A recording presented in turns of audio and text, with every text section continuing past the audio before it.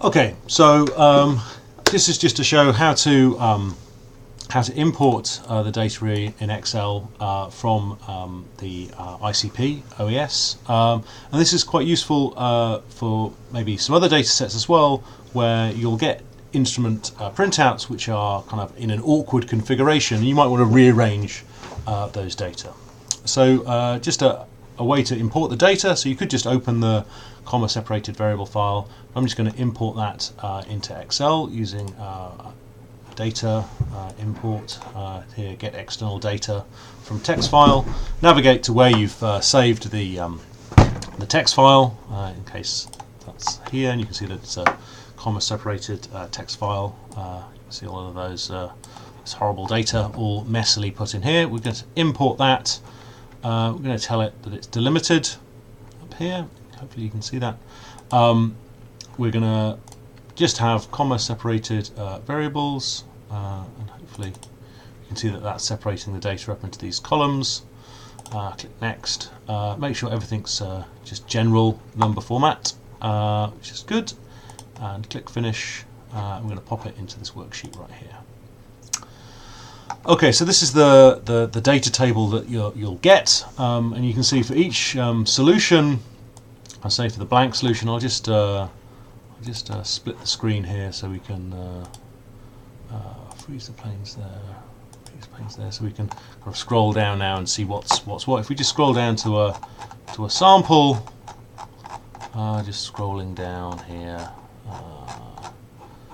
There we go. So this is the first sample, LE1T here, and you can see that it's the data format is there's a separate line in each of these. I'll just highlight this. Let's highlight something that's a little bit more interesting. So aluminium.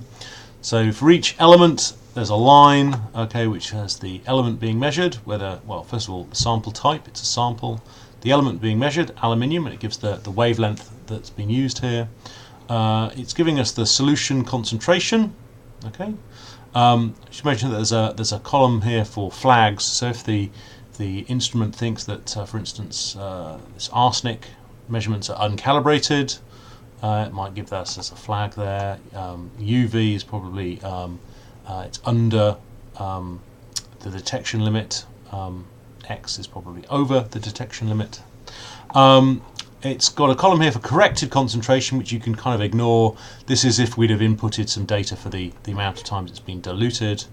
Just moving across here, the date and time that's been measured, and then we've got these columns here: standard deviation, relative standard deviation. So these refer to the concentrations as this 40.6 milligrams per liter plus or minus 0.2.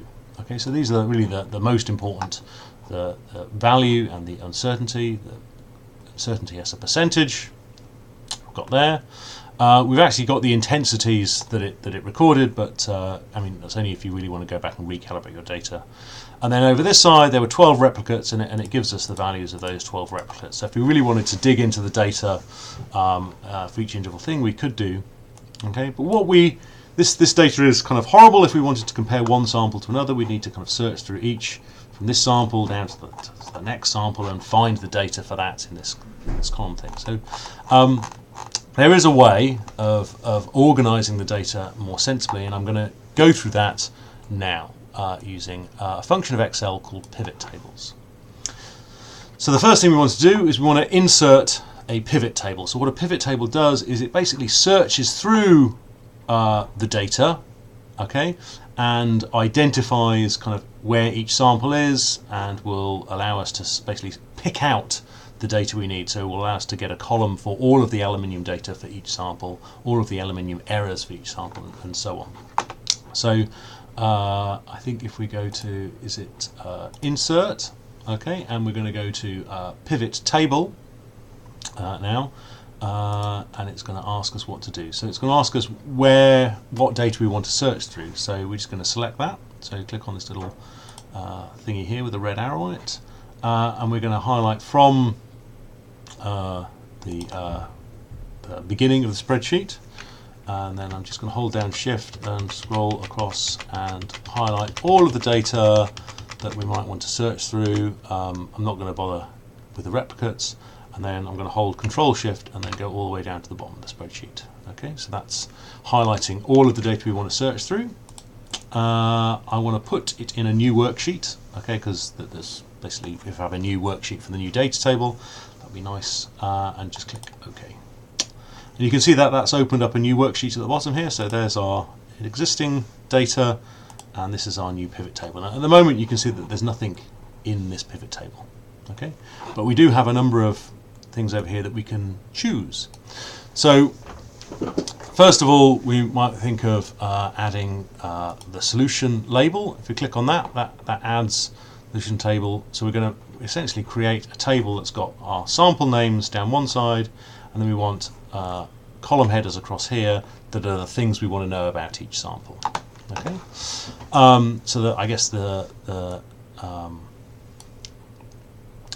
thing that we want is the concentration, solution concentration. So if we move that one from here now into the values, okay, so we want the solution concentration, and at the moment this is giving us something that doesn't really make sense. So for each sample here, it's telling us there are 48, because this value here is count of solutions. So basically there are 48 measurements of the solution concentration of a bunch of different elements for each of these samples. There are more for the blank because we measure the blank more times. But what we want to do really is create a bunch of headers across here that are going to give us the things that we want to know. So we're going to select that from here.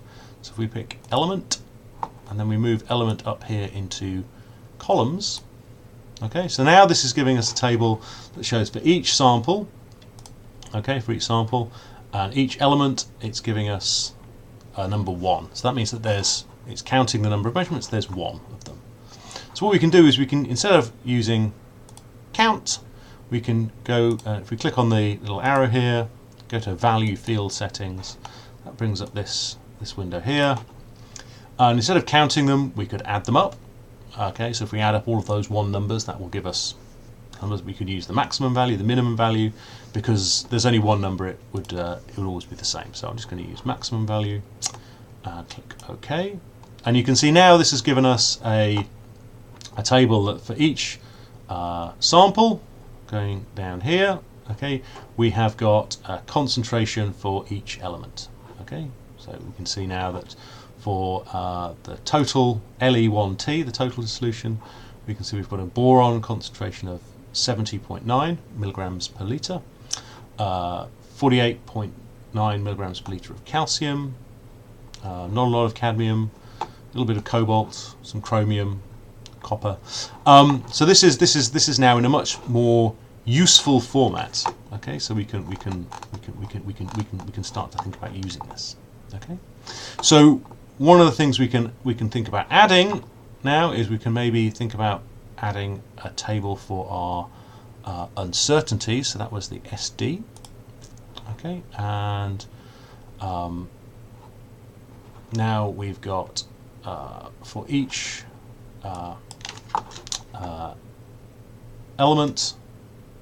Okay, we've got the concentration and the standard deviation. Okay, and that's because we've got that in here. We could change that to the maximum value of the standard deviation, and you'll notice that that won't change anything because we've only got 1 measurement for each sample.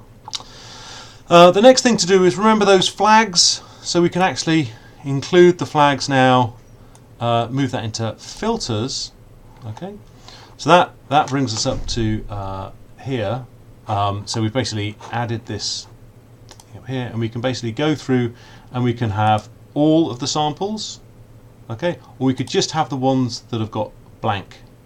Okay, so there's nothing wrong with them. Okay, so they're not uncalibrated, they're not under calibration, they're not over calibration. Okay, they're not outside the range. So we just click blank and click OK, and that's removed all of the data that's effectively the software on the ICP has decided that it's no good, which is quite nice. So this is now a table we can actually start to think about working with. One kind of, I guess, piece of advice is that annoyingly you can't make graphs of these as they are. So what you might have to do is copy all of these data and paste them as values into a new sheet. So I'll just do that now. How do we get new sheet? New sheet. This little button down here, of course, gives us sheet 3 now. So this has got nothing in it. So go to sheet 2. I'll just once again go up to the beginning of the thing and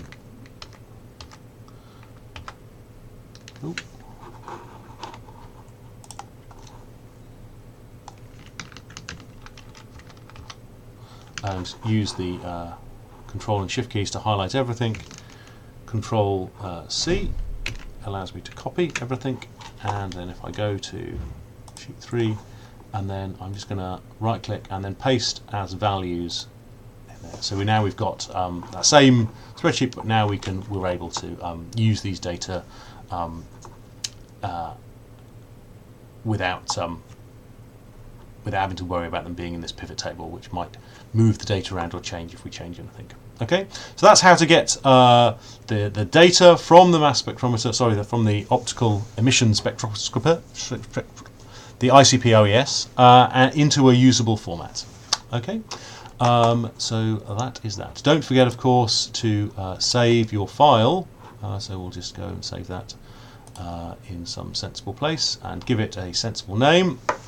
So ICP data, e.g.